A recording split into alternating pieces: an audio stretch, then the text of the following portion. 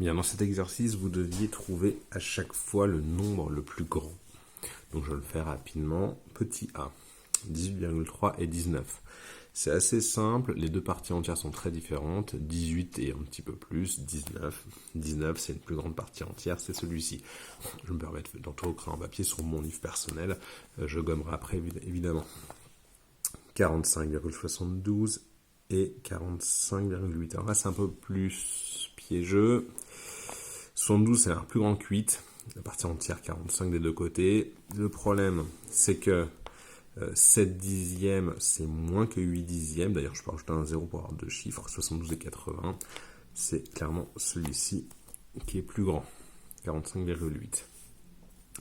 17,45 et 150. Bon, bah là, c'est sans appel. La partie entière, 150, est beaucoup plus grande ici. 128,4 et 129,33.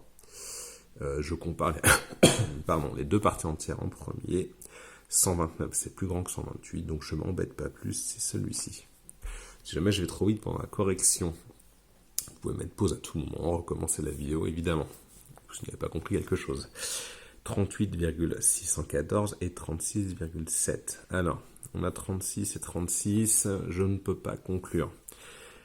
Partie décimale, 614, 7. 614 a l'air plus grand, mais c'est un gros piège, parce que ça, c'est des dixièmes. Là, j'en ai 6, et là, j'en ai 7. Et 7 dixièmes, c'est plus que 6 dixièmes, donc c'est celui-ci.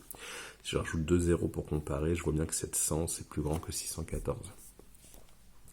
8,409 et 8,49. 8, partie entière identique. Dixième, 4 et 4, c'est pareil. Je regarde les centièmes, 0 et 9. 9, c'est plus grand. Alors, si je mets un 0 ici, ça se voit, 490, c'est plus grand que 409.